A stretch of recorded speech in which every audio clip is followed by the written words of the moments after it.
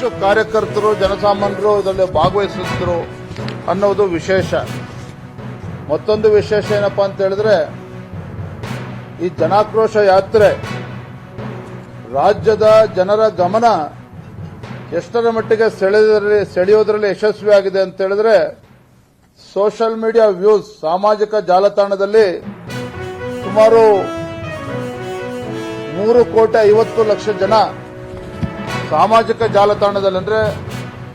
Facebook, ಟ್ವಿಟರ್ನಲ್ಲಿ, ಯೂಟ್ಯೂಬ್ನಲ್ಲಿ ಈ ರೀತಿ ಜನ ವೀಕ್ಷಣೆ ಮಾಡಿರ್ತಕ್ಕಂಥದ್ದು. ಒಟ್ಟಾರೆಯಾಗಿ ನಮ್ಮ ಜನಾಕ್ರೋಶದ ಬಗ್ಗೆ ಹೇಳೋದಾದ್ರೆ, ನಮ್ಮ ಈ ಜನಾಕ್ರೋಶ ಯಾತ್ರೆ ರಾಜ್ಯದ ಆಡಳಿತ ಪಕ್ಷದ ವಿರುದ್ಧ, ಕಾಂಗ್ರೆಸ್ ಸರ್ಕಾರದ ವಿರುದ್ಧ, ಸಿದ್ದರಾಮಯ್ಯ ರಾಜ್ಯದ ಮುಖ್ಯಮಂತ್ರಿಗಳು ತೆಗೆದುಕೊಳ್ತಾ ಇರತಕ್ಕಂಥ ಒಂದು ಜನವಿರೋಧಿ ನೀತಿಗಳೇನಿದ್ದಾವೆ, ಬೆಲೆ ಏರಿಕೆ ಒಂದು ಕಡೆ, ಮತ್ತೊಂದು ಕಡೆ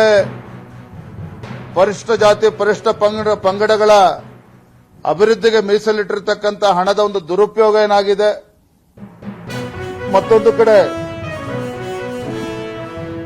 ಮುಸಲ್ಮಾನರ ಒಂದು ಓಲೈಕೆ ರಾಜಕಾರಣ ಅಂತ ರಾಜ್ಯದ ಮುಖ್ಯಮಂತ್ರಿಗಳು ಏನು ಅನುಸರಿಸ್ತಾ ಇದ್ದಾರೆ, ಇವೆಲ್ಲ ವಿಚಾರಗಳನ್ನ ರಾಜ್ಯದ ಜನರ ಮುಂದೆ ಬಹಳ ಪರಿಣಾಮಕಾರಿಯಾಗಿ ಅದನ್ನ ಜನರಲ್ಲಿ ಜಾಗೃತಿ ಮೂಡಿಸತಕ್ಕಂಥ ಕೆಲಸ ಮಾಡೋದ್ರಲ್ಲಿ ಭಾರತೀಯ ಜನತಾ ಪಾರ್ಟಿ ಬಹಳ ಯಶಸ್ವಿ ಆಗ್ತಿದೆ ಅನ್ನೋದನ್ನ ಬಹಳ ಸಂತೋಷವಾಗಿ ನಾನು ಈ ಸಂದರ್ಭದಲ್ಲಿ ಹೇಳೋದಕ್ಕೆ ಇಚ್ಛೆಪಡ್ತೇನೆ.